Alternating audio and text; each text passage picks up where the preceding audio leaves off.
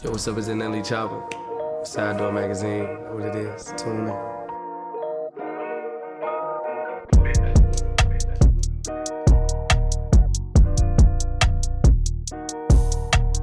What's going on? I'm Jordan Astra here with Sidedoor for another exclusive interview. I'm with the young rap phenom from Memphis, Tennessee. Let's give it up for NLE Choppa. Live in the flesh. Thank you for having me. Thanks for coming through. What a pleasure to have you here. Hey. The journey's just beginning, isn't it? This is early days. Yes, sir. I wanted to use this interview as an opportunity to really set the record straight, let you have the floor, and just talk about, what does God mean to you, but also what is spirituality for you? Spirituality, I feel like, first and foremost, we're all spiritual beings having a human experience. And I feel like it more so brings you closer to what God wants you to do, of your life. What is the purpose? What was embarked in your mind before birth, embarked in the soul before birth. And that's kind of what I use spirituality for, just to know, like, okay, what am I here for? And after that, I feel like whatever I do is good, as long as I'm working towards, what's in my alignment, rather. You have bad days, every positive has a negative, so every yin has a yang. So you might have those days, but it's still working towards your greater good, which is my purpose. So that's how I value it.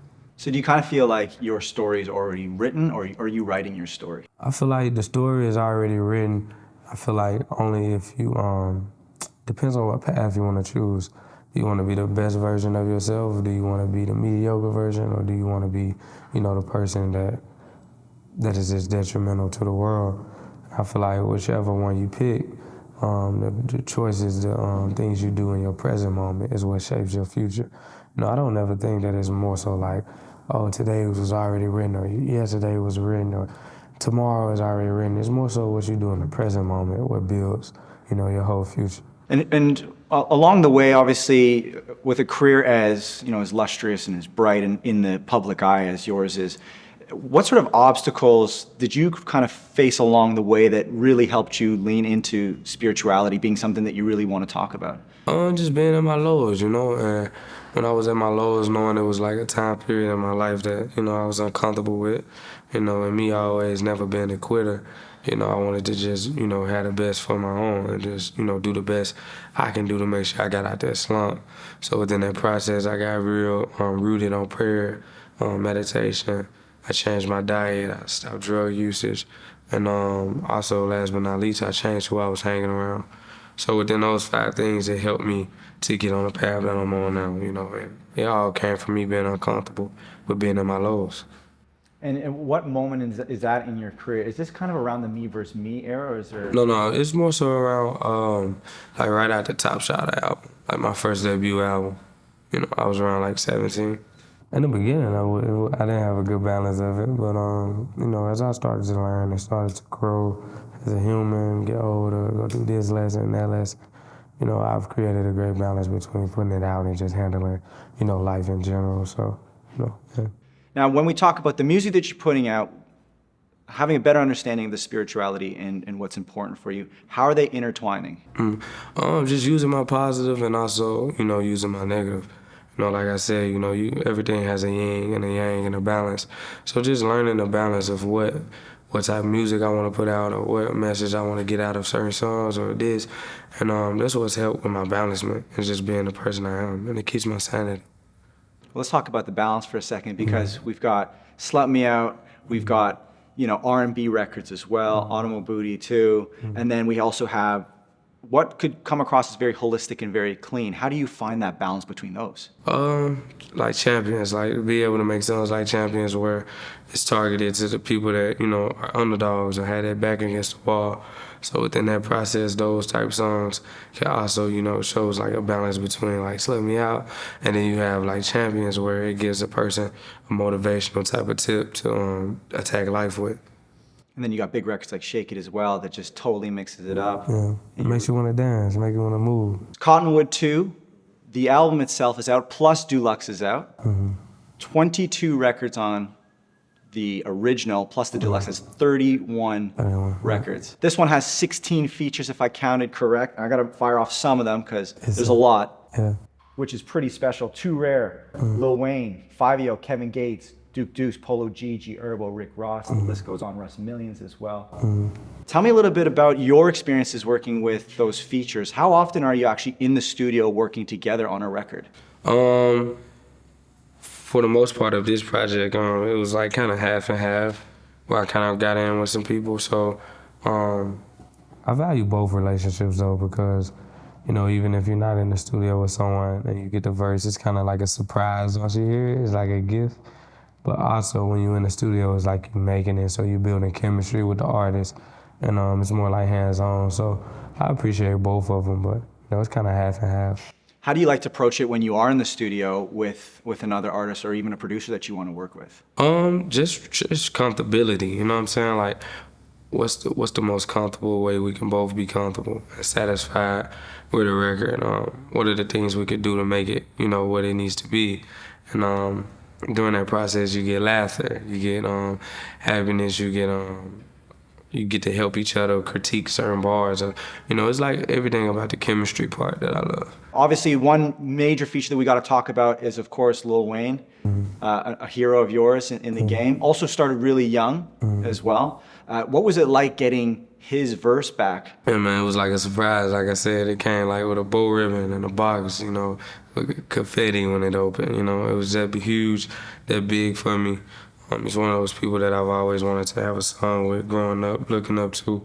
So to be able to have him on the song, when I heard the verse as well, it was like one of those full circle moments. So I honestly feel like not only did you go toe to toe with him, you know, bars for bars, but also at the same time, I think you really brought out a lot of kind of the old Lil Wayne that we know that just goes crazy.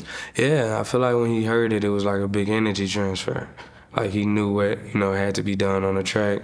It wasn't a blank canvas. It kind of was like a picture that was almost painted, and he just finished it, you know. And he did good. He did his due diligence for sure. But you did too. Yeah, man. To go toe to toe already so early in your career, I just thought I think it's easy to overlook it just because of the success you've had.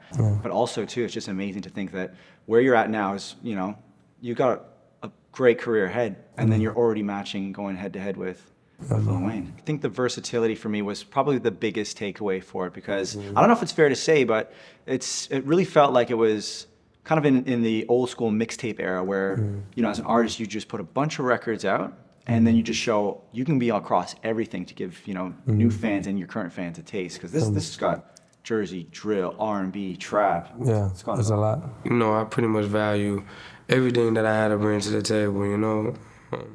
Because I know the same way how I might love this, tomorrow I might love something else. So it's just like being an empath. I deal with a lot of different feelings of what I really like. So. And it gives you, I mean, different genres, even To be able to work with, yeah. You might pull something different out of you that you didn't realize.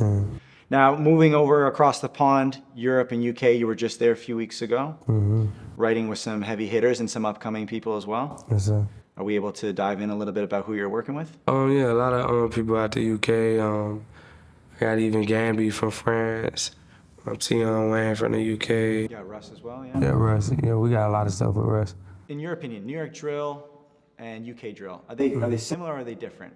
It depends. I feel like for the most part the beats are very similar, but you know, the culture of who's, you know, rapping on it is always kind of different. What keeps it different is the accents really a lot for me, you know. The slangs, the pronunciation. So all of those things are kind of what differentiates it for me. You picking up any UK slang these days? I got a few of them. My favorite swear down, what's yours? In it. In it. You can finish every sentence with it. In it. What we do at Sidedoors, we love to have an opportunity where we just fire off some questions to you and just allow you to either answer them quick or go into details. Let's go through them. OnlyFans, how's it going, first of all? It's going good. Making good income? Are you ready to retire yet? No. No. Has anyone booked you yet for the butt-ass naked tour with Youssouf? Do we have the booking yet? No. Okay, is the opportunity still open? Yeah, it's on the table.